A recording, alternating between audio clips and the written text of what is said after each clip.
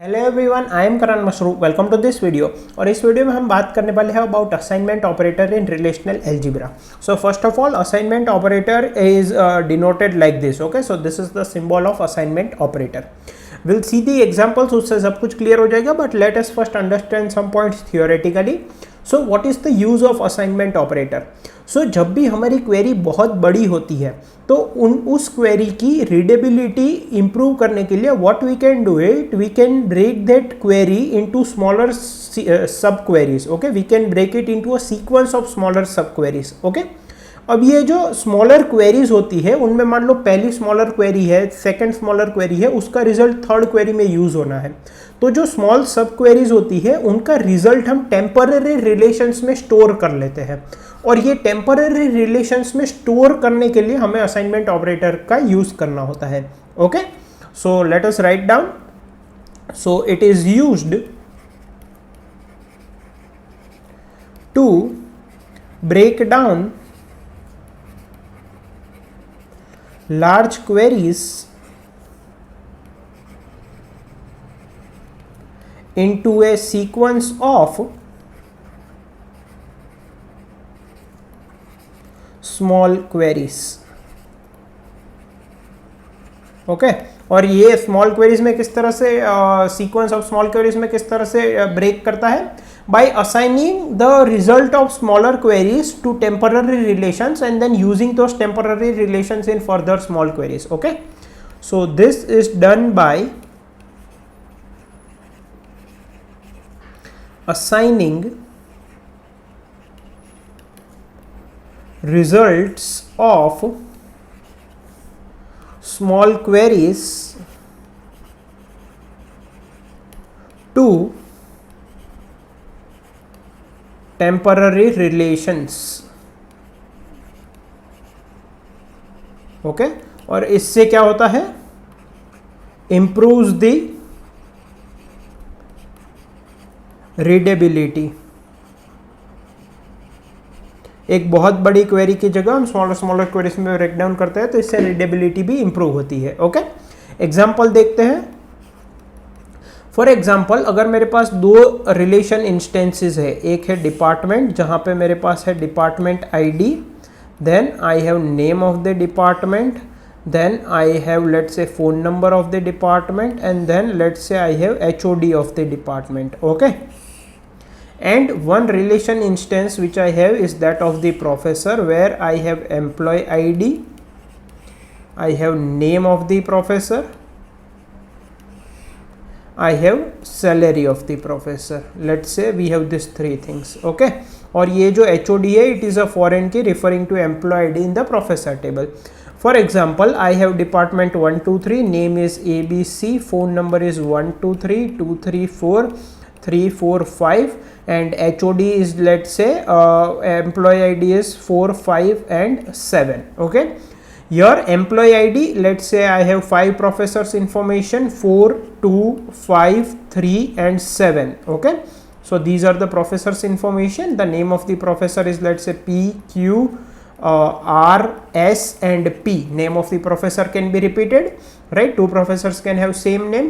And salary is, let's say 50k per month, 60k per month, 70k per month, 45k per month, and let's say 30k per month. Okay, now so this 4 is referring to the first tuple, this 5 is referring to third tuple, and this 7 is referring to the fifth tuple. Okay, so these are the two instances which are given. Now let me give you a question. Find the department ID, name of department, along with employee ID and name of its HOD.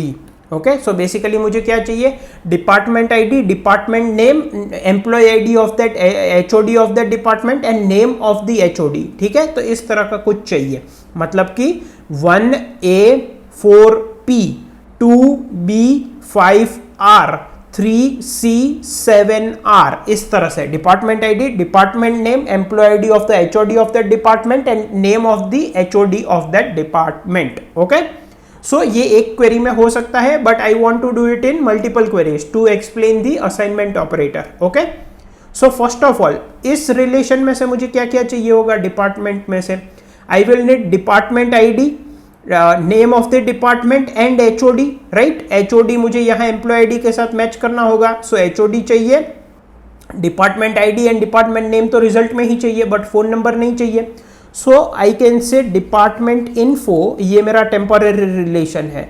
इसमें क्या क्या attributes है? Department ID है, department name है and HOD है, right? और इसमें मैंने असाइन कर दिया, this is how assignment operator is used. Okay, so from this department relation I want department ID, name and HOD. So how can I do it? I can say project py department ID, name and HOD from the department relation, right? So ये जो query है सब query, इसका जो result होगा वो हमने assign कर दिया इस टेम्पररी रिलेशन में। ओके, नाउ प्रोफेसर में से हमें क्या चाहिए? Employee ID and name. So I can say prof info employee ID p name for professor name, और इसमें असाइन कर दो पाई employee ID and name from the professor relation। तो प्रोफेसर रिलेशन में से एम्प्लॉय आईडी और नेम पे projection हो जाएगा और ये prof info बारे टेम्पररी रिलेशन में आ जाएगी इंफॉर्मेशन। ठीक है, so this is how we use assignment operator. Okay, so this is on the right hand side is a query and on the left hand side is a temporary relation. Okay, so this is a query and its result is stored in this temporary relation, right? अब मेरे पास department ID, department name, HOD, employee ID and professor name ये सब आ गया है। Now I want what? Department ID, department name, employee ID of the HOD of that department and professor name of that HOD. So what I can do? Department info और professor info के बीच में I can take cross product and I will only keep the tuples where HOD is equal to employee ID, right? So what I can do is I can say department prof, इस तरह से एक temporary relation में बनाता हूं and here I will say sigma HOD is equals to employee ID cross product of department info and prof info. तो इन दोनों का क्रॉस प्रोडक्ट होगा, मतलब सारे टपल्स जनरेट होंगे, डिपार्टमेंट इन्फो का हर एक टपल प्रोफ इन्फो के हर एक टपल के साथ एसोसिएट होगा, but out of that the meaningful tuples will be those जहां पे HOD ID and employee ID same होंगे, right? So I will say sigma HOD is equal to employee ID and ये जो result होगा ये मैं temporary relation department prof में assign कर दूंगा। ठीक है, अब डिपार्टमेंट प्रोफ में भी क्या है? Department ID, department name, HOD, employee ID and professor name, ये पांचों एट्रीब्यूट्स है एंड वो सारे टपल्स होंगे जहां पे HOD ID will be equal to employee ID.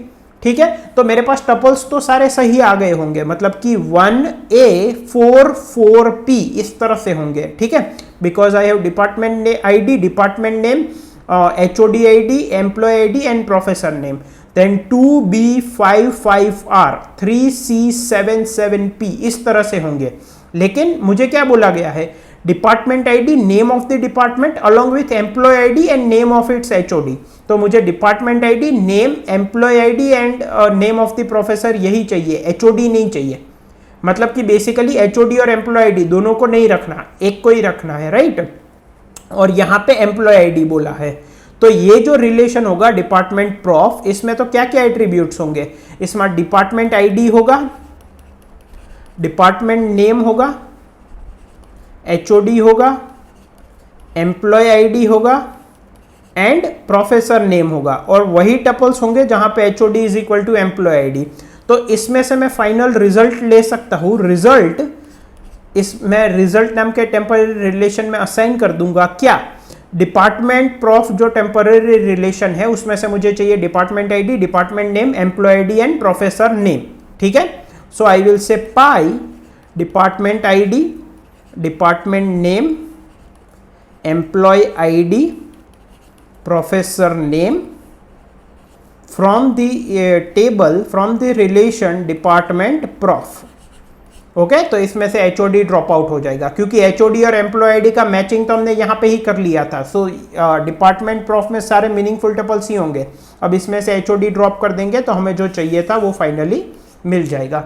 अब ये एक स्टेप में भी लिखा जा सकता है, but this is how the assignment operator is used, okay, to break down larger query into smaller queries which improves the readability. Okay, now some more points to note. यहां पे मैंने जब असाइनमेंट ऑपरेटर यूज किया था इस वाले case में, तो मैंने यहां पे डिपार्टमेंट आईडी, डिपार्टमेंट नेम और HOD एट्रीब्यूट्स के नेम भी डिफाइन किए थे।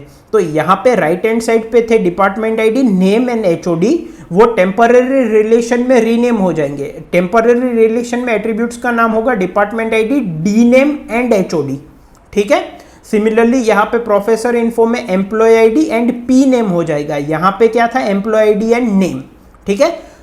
तो ये जो है ये पार्ट ऑप्शनल है, writing the name of the attributes. So if you write down the name of the attributes they will change, जैसे कि यहाँ पे नेम की जगह डी नेम हो गया, ठीक है। But if you don't write down, तो यहाँ पे अगर मान लो मैं सीधा डिपार्टमेंट इन्फो असाइंड ये लिख देता तो department ID and name attributes name as it is रहते, बट अगर आप ब्रैकेट में मेंशन कर देते हो तो वो चेंज हो जाते हैं, ठीक है।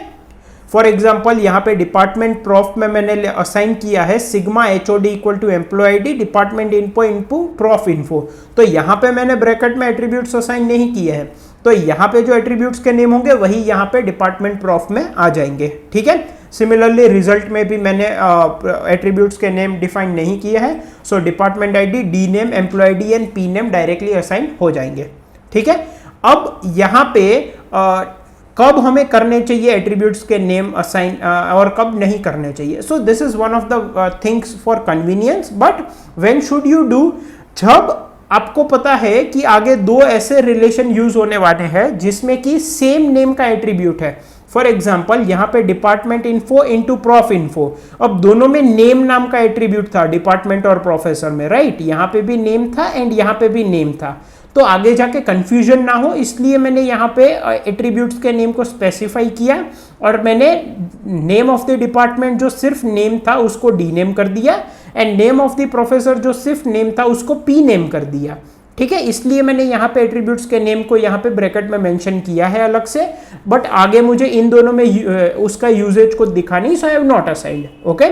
सो यू कैन असाइन इट और नॉट असाइन इट, ओके। लेकिन अगर दो एट्रीब्यूट्स का नेम सेम हो रहा है then it's a good idea to assign different names to temporary relations, ताकि वो आगे अगर यूज होते हैं टेम्पररी रिलेशन तो उन एट्रीब्यूट्स में कोई कंफ्यूजन ना हो, ठीक है। Okay, now one more point two note down is कि ये जो असाइनमेंट हम कर रहे हैं, एक क्वेरी का रिजल्ट हम किसी रिलेशन को असाइन कर रहे हैं, so this assignment should be done on temporary relation, okay. अगर आप परमानेंट रिलेशन पे असाइनमेंट करोगे then that will result in the modification of the database, okay. I will give you an example, let us first write down. So assignment of queries, assignment of query results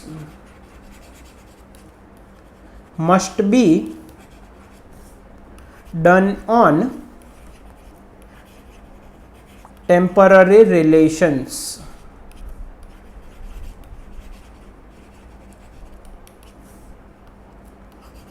Assignment of query results to permanent relations result in modification of database, modification of database। अब इसका क्या मतलब है, यहाँ पे हमने जितने भी असाइनमेंट किए हैं वो सब टेम्पररी रिलेशन में ही किए हैं, ठीक है। अगर मैं परमानेंट रिलेशन में करता तो क्या होता, फॉर एग्जांपल यहाँ पे हमारे पास एक परमानेंट रिलेशन है डिपार्टमेंट, ठीक है, जिसमें कि हमारे पास department ID, name, phone number and HOD है, ठीक है। तो अगर मैं ऐसा लिखूं, department assign department ID and name from the department relation। तो अब जो ओरिजिनल डिपार्टमेंट रिलेशन था उसमें department ID, name, phone number and HOD चारों था। अब उसमें से हमने डिपार्टमेंट आईडी और नेम ऑफ द डिपार्टमेंट को प्रोजेक्ट किया और उसको डिपार्टमेंट रिलेशन में ही असाइन कर दिया। Are you getting my point? So this assignment is something like assigning values to variables in a computer, right? सो ये जो हमारा परमानेंट रिलेशन था यही मॉडिफाई हो जाएगा। अब इसमें चारों एट्रीब्यूट्स नहीं रहेंगे, डिपार्टमेंट आईडी एंड नेम ही रहेगा। So we will lose the information about phone number and HOD. Okay, so this you can write modification in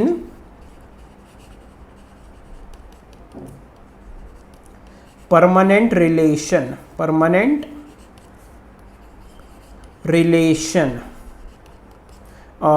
loss of original data and modification in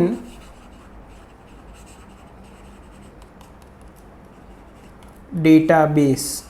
okay, so अगर आप permanent relation में करते हो तो ये इसमें result होता है। So always the assignment operation must be done on temporary relations. Okay, so just to sum up, assignment operator basically क्यों यूज होता है? To break down larger query into smaller sequence of queries and to use this in sequence of queries. एक query का result further queries में use करने के लिए we store that result in temporary relations, and to store it in temporary relations use of assignment operator is done.